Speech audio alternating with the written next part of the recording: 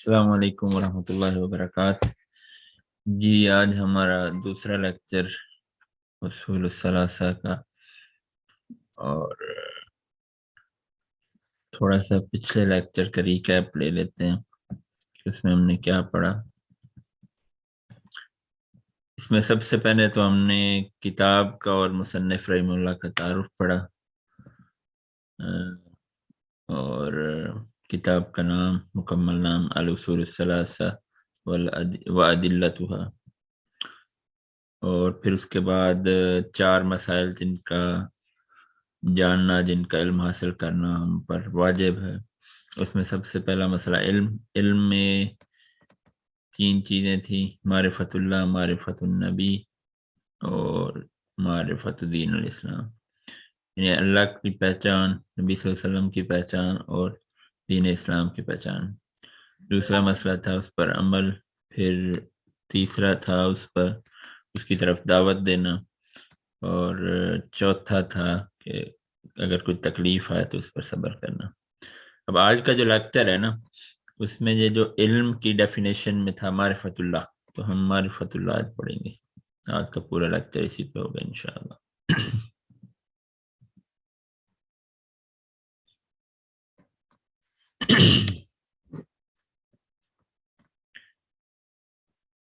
بسم اللہ الرحمن الرحیم۔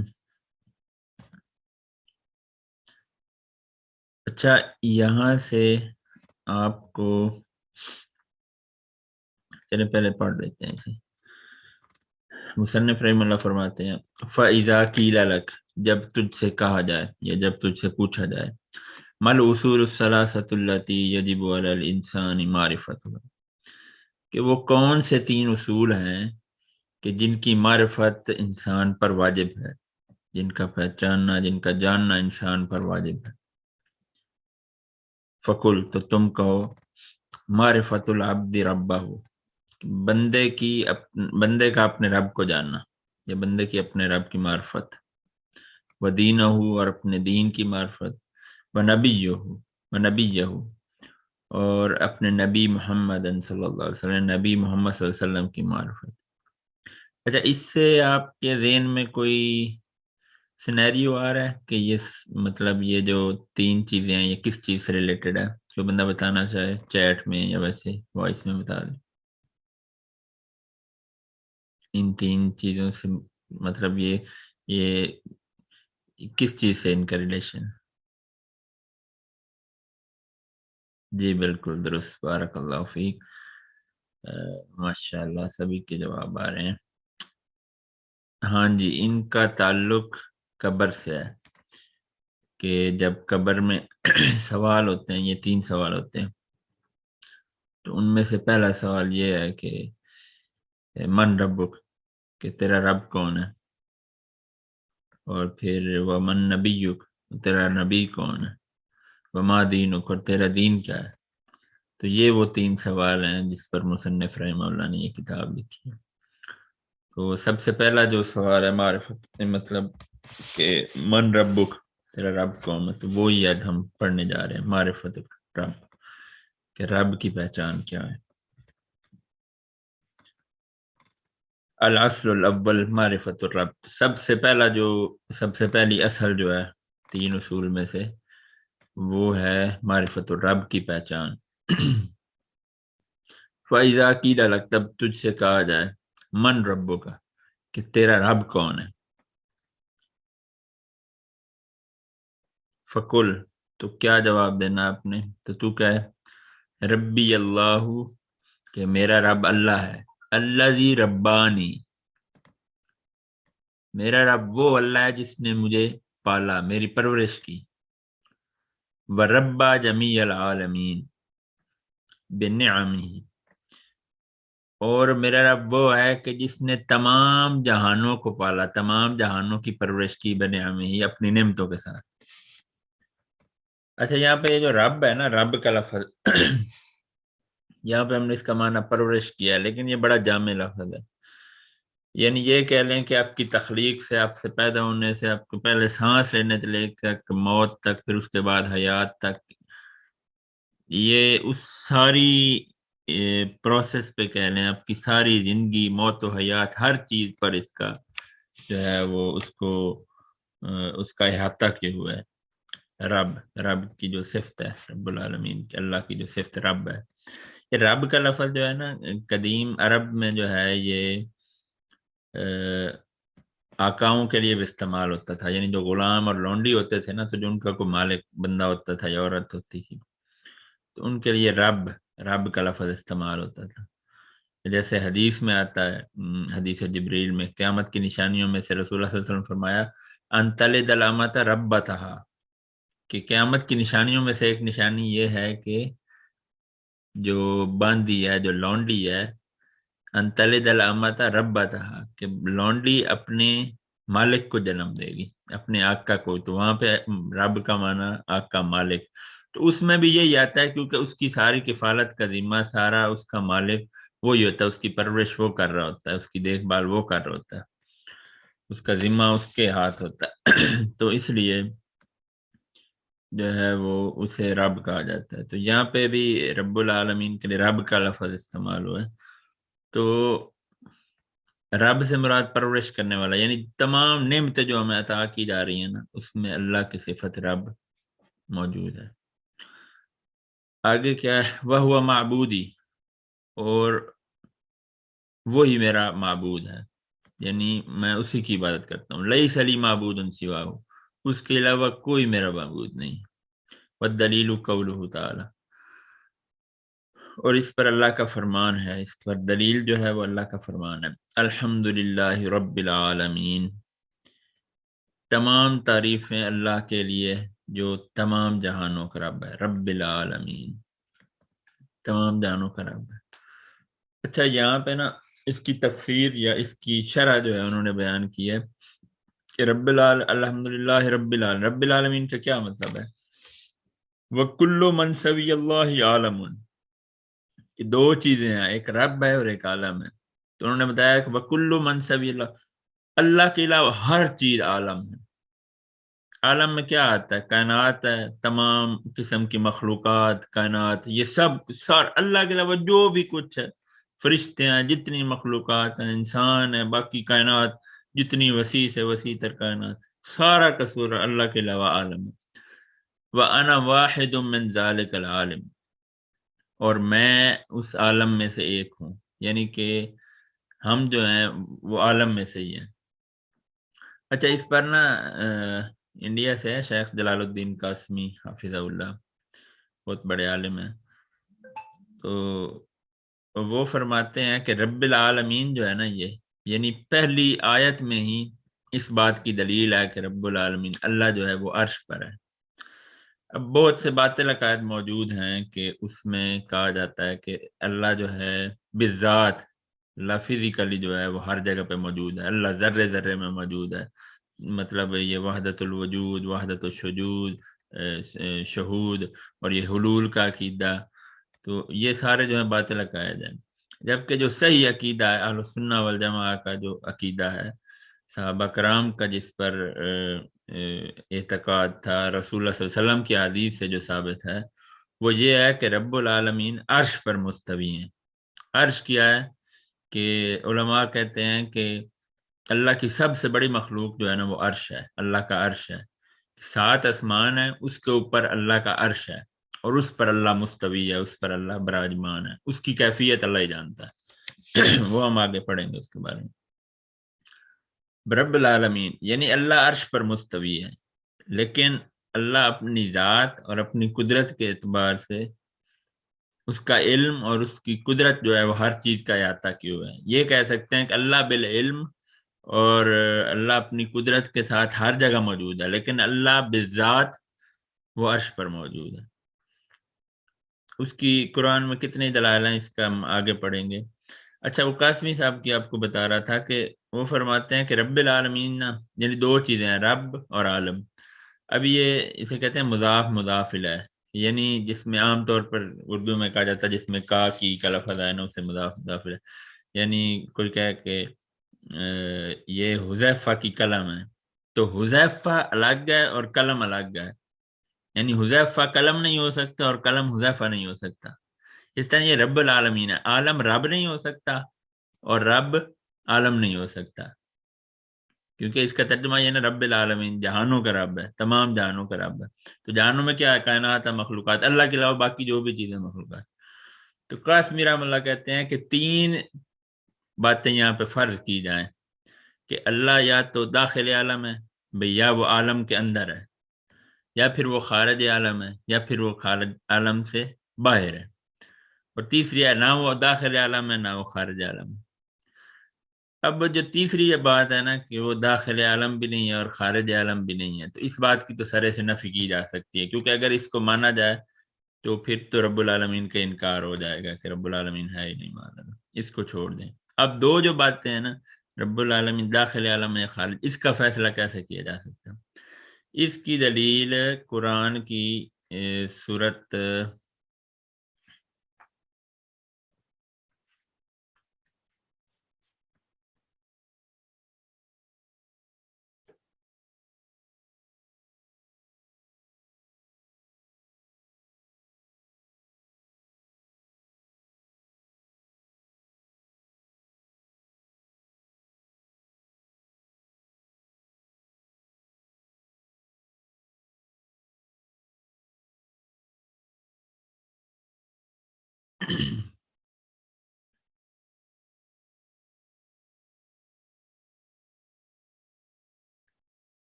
ہاں جی، اس کی دلیل جو ہے نا وہ قرآن کی سورۃ شعراء میں ہے کہ فرعون نے کہا نا، جب موسیٰ علیہ السلام نے اسے دعوت دی تو وہ کہتا ہے رب العالمین کی طرف انہوں نے بلایا کہ رب جو ہے نا اس کی طرف تم لوٹاؤ. تو وہ کہتا ہے قال فرعون وما رب العالمین، رب العالمین کیا ہے، کون ہے رب العالمین؟ تو فرعون موسیٰ علیہ السلام نے جواب دیا رب السماوات والارض وما بینہما، کہ رب العالمین وہ ہے کہ جو آسمانوں کا بھی رب ہے، زمین کا بھی رب ہے، اور جو کچھ اس کے درمیان ہے نا وہ سب کا رب ہے. تو یہاں سے ثابت ہوا کہ رب خارج عالم ہے، کیونکہ وہ زمین آسمان اور اس کے درمیان جو کچھ بھی ہے نا اس کا رب ہے. تو اس کے درمیان جو کچھ بھی ہے اس کا مطلب ہے وہ عالم ہے. زمین آسمان اس کے درمیان جو کچھ بھی ہے وہ عالم ہے، کیونکہ وہ اس کا رب ہے. اب رب اپنے آپ کا تو رب نہیں ہو سکتا نا اگر وہ وہاں پہ موجود ہے. سمجھ آئی؟ تو یہاں سے ثابت ہوا کہ رب خارج عالم ہے. رب عرش پر مستوی ہے لیکن اس کا علم، اس کی قدرت ہر جگہ موجود ہے. جس طرح کے قرآن کی آیت ہے سورہ قاف کی وَمَا تَسْقُطُ مِن وَرْقَةٍ إِلَّا يَعْلَمُهَا، کہ اگر کوئی پتا بھی گرتا ہے نا تو وہ اس کے علم میں. اب دیکھیں ایک لمحے میں کوئی کروڑوں اربوں شاید پتے گر رہے ہوں، تو سب کا سب اس کے علم میں. کوئی زمین کی تہ میں کوئی کیڑا ہے تو وہ اس کو رزق دے رہا ہے، اس کے علم میں ہے تو وہ اسے رزق دے رہا ہے. وہ بڑا ہی باریک بین ہے. اور بھی اس کے کتنے دلائل ہیں. اور بعض لوگ اس سے نا ثابت کرتے ہیں کہ وہ جو آیت ہے کہ وَنَعْلَمُ مَا تُوَسْوِسُ بِهِ نَفْسُهُ وَنَحْنُ أَقْرَبُ إِلَيْهِ مِنْ حَبْلِ الْوَرِيدِ، کہ اللہ جو ہے نا وہ ہماری شارک سے زیادہ قریب ہے. تو یہ اگر پوری آیت پڑھ لی جائے نا تو اس کا کنٹیکسٹ آپ کو سمجھ آ جائے گا. شروع سے جو آیت ہے نا وہ یہ وَنَعْلَمُ مَا تُوَسْوِسُ بِهِ نَفْسُهُ، کہ ہم جانتے ہیں جو چیز ان کے دلوں میں وسوسہ ڈالتی ہے. تو نہ علم یہاں پہ علم کی بات آ رہی، جو معیت ہے وہ علم کی معیت کی بات ہو رہی ہے، نہ کہ معیت بذات کی. بات سمجھ آ گئی؟ چلیں جی آگے چلتے ہیں. فَإِذَا قِيلَ لَكَ، اور جب تجھ سے کہا جائے بِمَا عَرَفْتَ رَبَّكَ، کہ تو نے رب کو کیسے پہچانا، کن چیزوں سے پہچانا. فَقُلْ، تو کہہ دے بِآيَاتِهِ، میں نے اسے پہچانا اس کی نشانیوں سے، وَمَخْلُوقَاتِهِ، اور اس کی مخلوقات سے. وَمِنْ آیَاتِهِ، اب آیات اس کی نشانیاں کون سی ہیں؟ اللیل رات، والنہار دن، والشمس سورج، والقمر اور چاند. یعنی نشانیاں کون کون سی ہیں؟ رات، دن، سورج، چاند، یہ اس کی نشانیاں ہیں. وَمِن مخلوقات ہی، اور اس کی مخلوقات میں سے کون سی چیزیں ہیں؟ السماوات سبع، 7 آسمان، والارضون سبع، اور 7 زمینیں، ومن فیہن، اور جو کچھ ان کے درمیان ہے اور جو کچھ ان میں ہے، یعنی جو کچھ زمینوں میں ہے جو کچھ آسمانوں میں، وما بینہما، اور جو کچھ ان کے درمیان ہے زمین و آسمان کے درمیان میں جو، والدلیل قولہ تعالی، اب اس پر وہ دلیل دے رہے ہیں، وَمِنْ آیَاتِهِ اللَّيْلُ وَالنَّهَارُ وَالشَّمْسُ وَالْقَمَرُ، کہ اس کی نشانیوں میں سے ہیں رات، دن اور سورج اور چاند، لا تسجدوا للشمس، یہ بڑی توجہ طلب بات ہے کہ اللہ اپنی نشانیاں بتا کر توحید کی دعوت دے رہے ہیں، لا تسجدوا للشمس ولا للقمر، کہ جو تم نہ سجدہ کرو سورج اور چاند کے لیے، پیچھے اپنی نشانیاں بتائیں کہ یہ تو میری نشانی ہیں، لا تسجد، لیکن ان کے لیے سجدہ نہ کرو، وَاسْجُدُوا لِلَّهِ الَّذِي خَلَقَهُنَّ، بلکہ سجدہ کرو اس اللہ کو جس نے ان کو پیدا کیا ہے۔ بالخصوص تو یہ صرف ان نشانیوں کے گنوایا نا، اور بالعموم یہ ہے کہ ہر وہ چیز جو اللہ کے علاوہ ہے اس کو اللہ نے پیدا کیا ہے،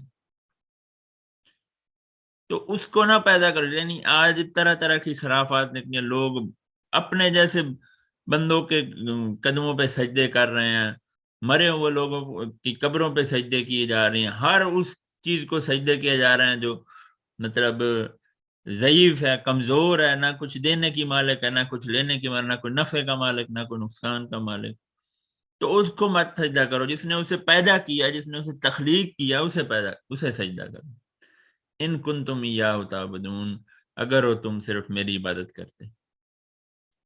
تو یہ دلیل ہے، یہ آیت جو ہے نا بڑی ایک دستور کا مقام رکھتی ہے عقیدہ میں، کہ مخلوقات کو اس کی نشانیوں کو مت پوجا کرو، ان کو مت خدا بناؤ تم، بلکہ سجدہ اسے کرو کہ جس نے ان سب کو پیدا کیا۔ نیچے شرح میں ایک عربی شعر ہے، اس کا ذرا ترجمہ سننے، فیا عجبن کیف یعصی الہ، کہ کیا بڑا ہی تعجب کی بات ہے، کیا عجیب بات ہے، کیف یعصی، کہ کیسے الہ کی نافرمانی کی جا سکتی ہے، یعنی اللہ کی، معبود برحق کی نافرمانی کیسے کی جا سکتی ہے۔ ام کیف یجحدہ الجاہد، یا کس طرح سے کوئی جھٹلانے والا اسے جھٹلا سکتا ہے۔ وَلِلَّهِ فِي كُلِّ تَحْرِيكَةٍ وَفِي كُلِّ تَسْكِينَةٍ شَاہد، اور اللہ کے لیے ہر قسم کی حرکت اور ہر قسم کے سکون میں ایک گواہی موجود ہے، یعنی پوری دنیا میں، پوری کائنات میں کوئی بھی چیز اگر موشن سٹیٹ میں ہے یا ریسٹ سٹیٹ میں ہے تو ہر اس چیز میں اللہ کی نشانی، آپ کائنات کے لیے اندازہ لگا لیں، ہماری گریویٹیشنل فورس کا اندازہ لگا لیں، جسے زمین کی کشش ثقل کہا جاتا ہے اردو میں، کہ یہ ذرا سی بڑھ جائے تو سارا کچھ، پوری کائنات ایک جتھا ہو کے تباہ ہو جائے، اور ذرا سی کم ہو تو سب کچھ بکھر کے تباہ و برباد ہو جائے، تو اس سب کو اللہ نے تھام کے رکھا ہوا۔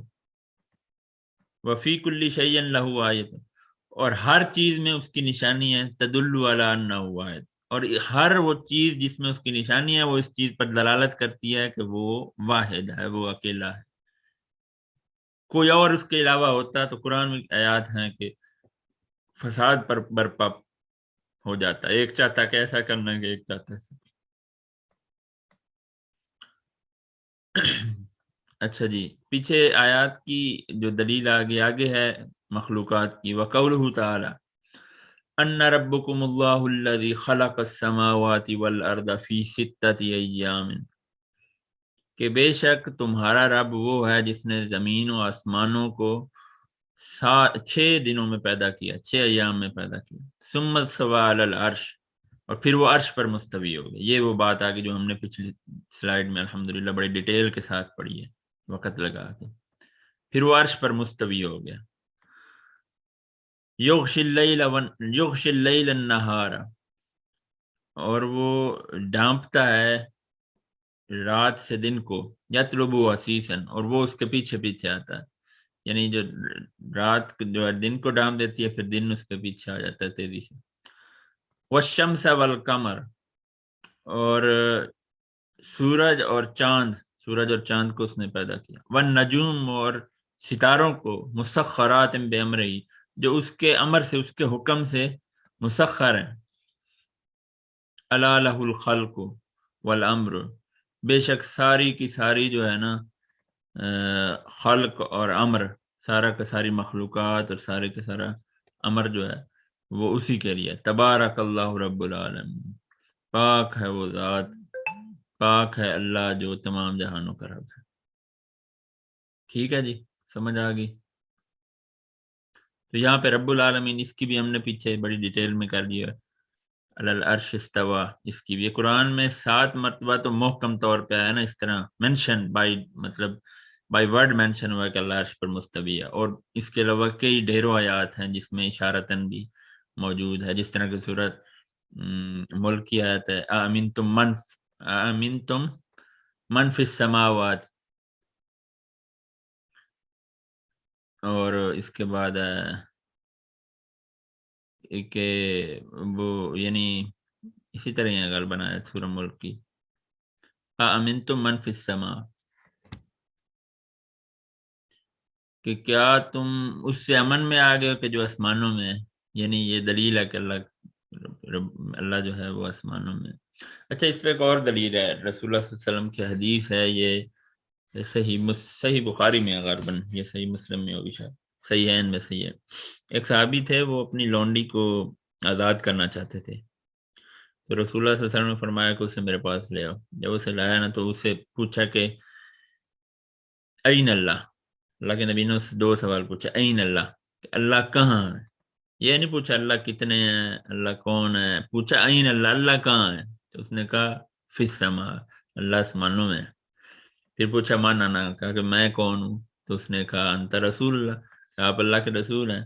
تو آپ نے فرمایا اے تکہا آتکھا فإنہا مومنۃ، کہ اسے آزاد کر دو، یہ تو مومنہ. یعنی رسول اللہ صلی اللہ علیہ وسلم نے، اس نے جب کہا کہ اللہ عرش پر ہے تو اس بات پہ اللہ نے اسے مومنہ قرار دیا. تو مومنین کا یہی عقیدہ ہے کہ اللہ عرش پر مستوی ہے. اس کے بارے میں نا امام مالک رحمہ اللہ کا یہ جو قول ایک مشہور ہے، ہم پڑھنے جا رہے ہیں، نیچے شرح میں لکھا ہوا آخری پوائنٹ. یہ آپ ضرور ہر بندے کو یاد کرنا چاہیے، عقیدہ کا یا دین کا کوئی بھی طالب علم جو ہے نا، اسے یہ یاد کرنا چاہیے. یہ ایک دستور کی حیثیت رکھتا ہے اللہ کے عرش پر مستوی ہونے کے بارے میں عقائد میں. ایک امام مالک سے ایک شخص نے پوچھا کہ الرحمن علی العرش استوا، کہ اللہ عرش پر جو مستوی ہے، کیف استوا، تو اس کی کیفیت کیا ہے، کہ وہ کس طرح عرش پر مستوی. فقال مالک، تو مالک رحمہ اللہ نے فرمایا الاستواء معلوم، یہ جو 3 چیزیں ہیں نا، 4 چیزیں، آپ نے ان کو حفظ کر لینا. الاستواء معلوم، کہ جو اس کا استواء ہے نا وہ معلوم ہے، کہ اس کا عرش پر مستوی ہونا معلوم ہے، وہ اللہ نے ہمیں قرآن میں، نبی صلی اللہ علیہ وسلم نے اپنے فرمان میں بتا دیا. والکیف مجہول، اس کی کیفیت مجہول ہے، وہ ہمیں نہیں بتائی گئی کہ اس کا کیفیت کیا ہے، کس طرح وہ عرش پر مستوی ہے. والایمان بہ واجب، اور اس پر ایمان رکھنا واجب ہے. والسؤال عنہ بدعۃ، اور اس پر سوال کرنا بدعت ہے. 4 چیزیں، الاستواء معلوم، والکیف مجہول، والایمان بہ واجب، والسؤال عنہ بدعۃ. اور ہم نے بعض اساتذہ سے یہ بھی سنا ہے کہ پھر آپ نے اپنے شاگردوں سے کہا کہ اسے میری محفل سے نکال دو، اسے اٹھا دو. یعنی غصہ کر گئے امام مالک رحمہ اللہ کہ اس نے کیفیت کے بارے میں سوال کیوں کیا، کیونکہ صحابہ کرام نے نہیں کیا، کہ یہ بدعت کون سی نہیں رائج کرنے لگا. ٹھیک ہے، تو یہ آپ کو لازمی یاد ہونی چاہیے بطور دین کے طالب علم. الاستواء معلوم، والکیف مجہول، والایمان بہ واجب، والسؤال عنہ بدعۃ.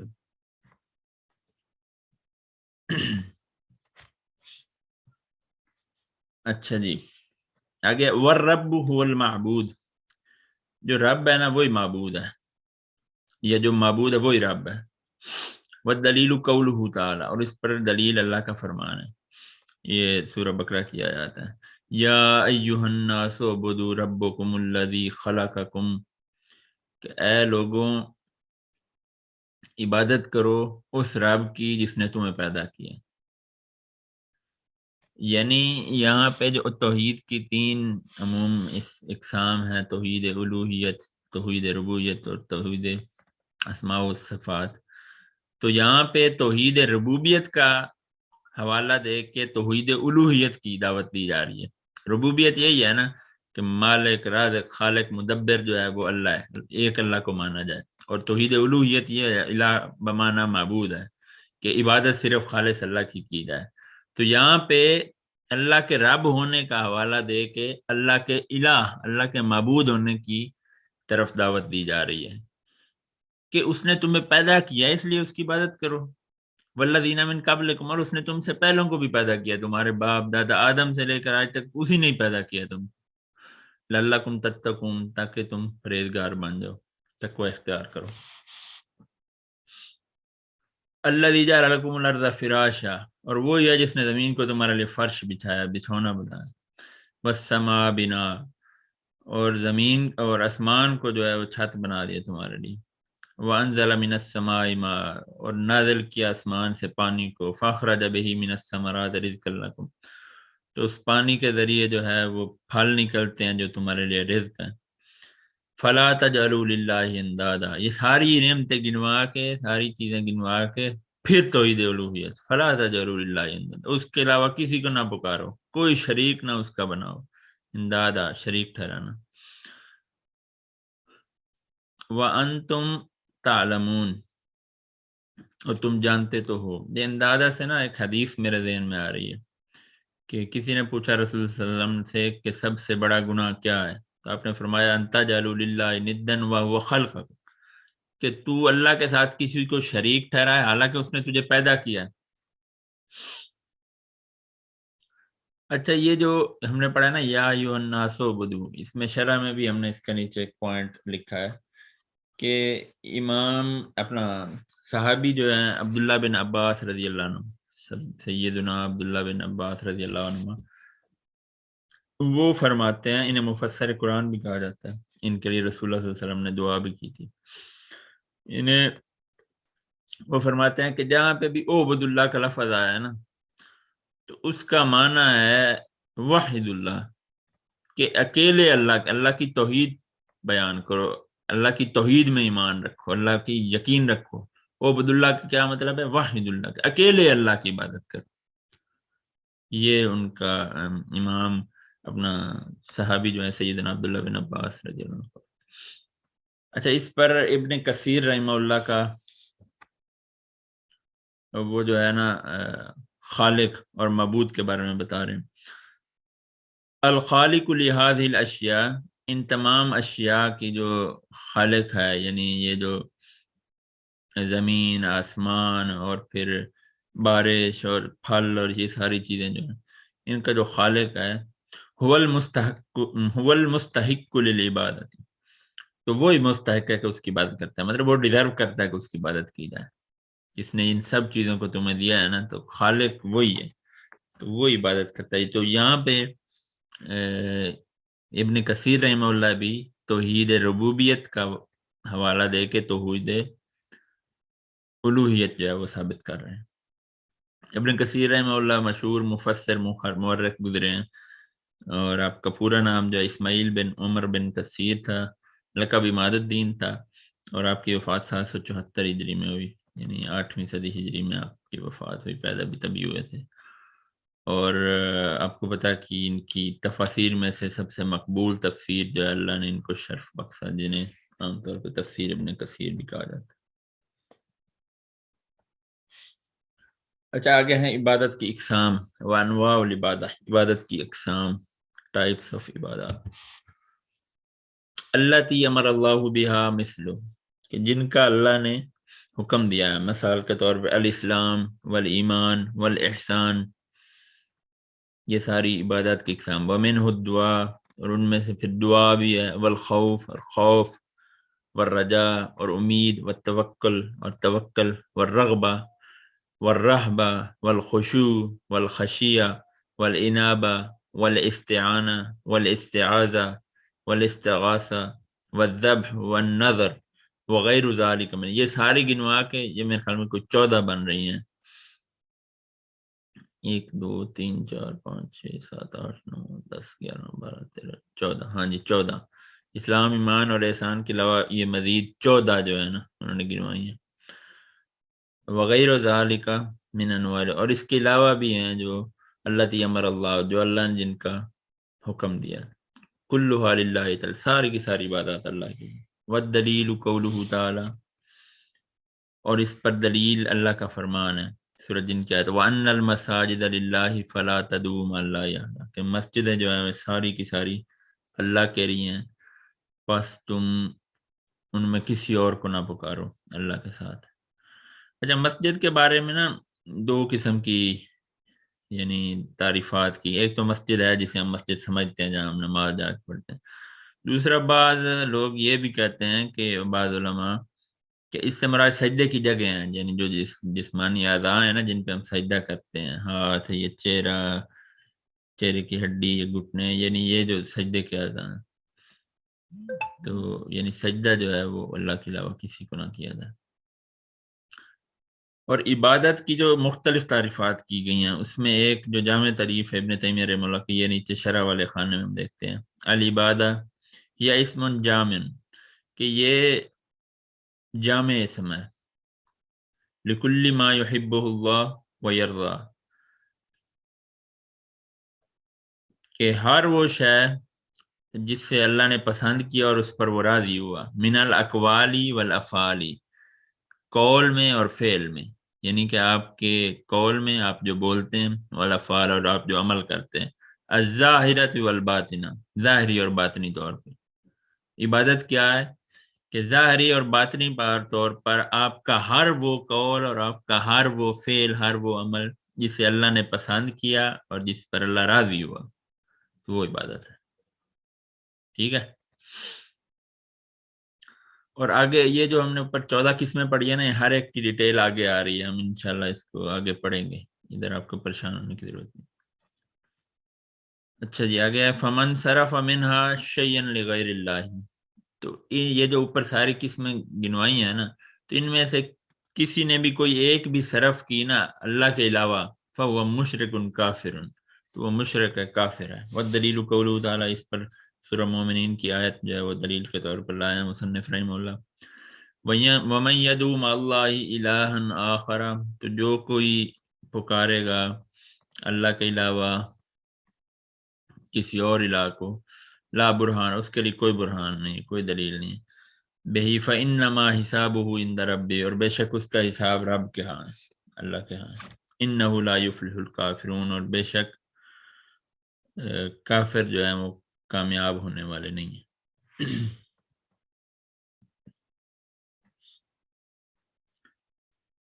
آگے حدیث، یہ حدیث کا ٹکڑا ہے. وفی الحدیث الدعاء مخ العبادہ، کہ دعا ہے یہ عبادت کا مغز ہے، عبادت کا دماغ ہے.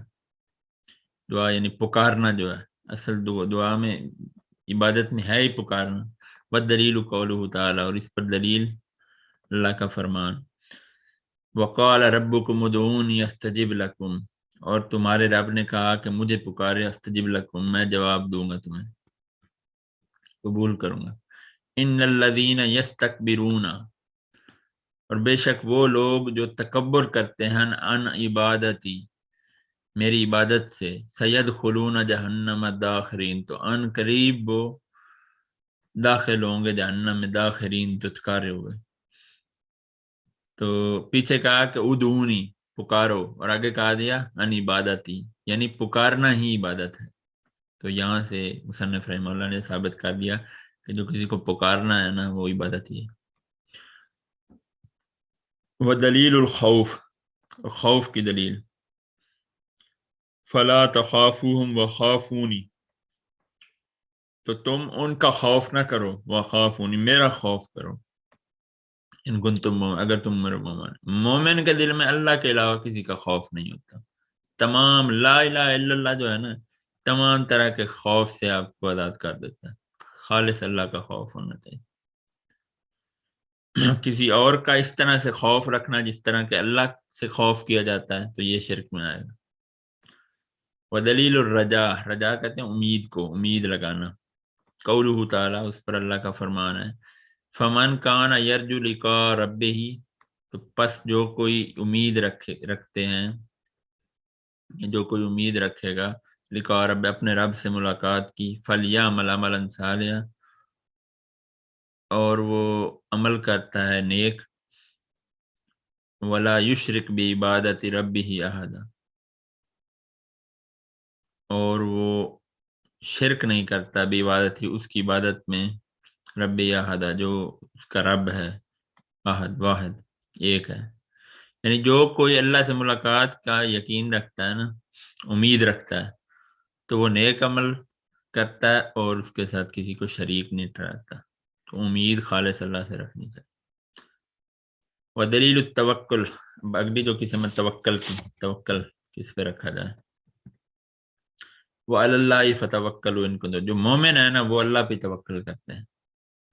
وقولہ تعالی ومن یتوکل علی اللہ فہو حسبہ، ایک اور آیت سے انہوں نے استدلال کیا کہ جو کہ اللہ پہ توکل کرے گا نا تو وہ اس کو کافی ہو جائے گا۔ اچھا، خوف جو ہے نا اسے اللہ کا ڈر ہے، خوف کا معنی کیا ہے؟ اللہ کا ڈر، اور رجا اللہ سے امید رکھنے، اور توکل اللہ پر اعتماد اور یقین رکھنے کہتے ہیں۔ یہ شرح میں مختصر ان کی تعریف بیان کی۔ والدلیل الرغبت والرہبت، یہ اس ٹاپک میں نا کتب بھی لکھی گئی ہیں، یہ غالباً یہ البانی رحمہ اللہ نے بھی ایک کتاب کی شرح کی ہے، الترغیب والترہیب۔ رغبت، رہبت اور خشوع، یعنی دل کی عبادت میں سے ہی ہے یہ تینوں۔ رغبت سے مراد سوال و طلب ہے، یعنی طلب کرنا، اپنی رغبت، اس کی طرف راغب ہونا، طلب کرنا، جبکہ رہبت سے مراد جو ہے وہ خوف اور فزع ہے، ڈرنا ہے، اللہ سے ڈرنا ہے، اور خشوع سے مراد اللہ کے لیے عاجزی اختیار کرنا ہے۔ عام طور پر لفظ استعمال ہوتا ہے خشوع، خضوع، تو خشوع کا لفظ جو ہے وہ دل کے لیے استعمال ہوتا ہے، دلی طور پہ، اور خضوع جو ہے وہ بدن کے لیے، یعنی پریکٹیکلی کی بھی، یعنی اندر سے بھی اور باہر سے بھی، ظاہری بھی اور باطنی طور پہ، خشوع خضوع کا لفظ استعمال۔ انہم کانوا یسارعون فی الخیرات ویدعوننا رغبا ورہبا وکانوا لنا خاشعین، تو یہاں سے بھی مصنف رحمہ اللہ جو ہے کہ یہاں سے ثابت کر رہے ہیں انہم کانوا یسارعون فی الخیرات، بے شک جو یسارعون آگے بڑھتے تھے، یعنی دوڑتے تھے، آگے لپکتے تھے، فی الخیرات، خیرات میں، ویدعوننا، اور ہمیں پکارتے تھے، رغبا و رہبا، رغبت اور رہبت سے، وکانوا لنا خاشعین، اور وہ ہم سے ہی ڈرتے تھے، ہم سے ہی خشیت رکھتے تھے۔ ودلیل الخشیت، خشیت ڈرنا، اللہ سے ڈرنا، اللہ کا ڈر، تقوی اختیار کرنا۔ فلا تخشون واخشونی، ان سے نہ ڈرو، مجھ سے ڈرو، تم ان سے نہ ڈرو، یعنی اس طرح سے کسی کے ڈرنا جس طرح اللہ سے ڈرا جاتا ہے، یا اس سے بھی زیادہ ڈرنا، تو یہ شرک میں آئے گا۔ ڈر خالص اللہ کا، لا الہ الا اللہ ہر چیز سے آزاد کر دیتا۔ ودلیل الانابہ، انابہ کہتے ہیں لوٹنے کو، رجوع کرنے کو، توبہ، منیبین، توبہ کرنے والے کو کہا۔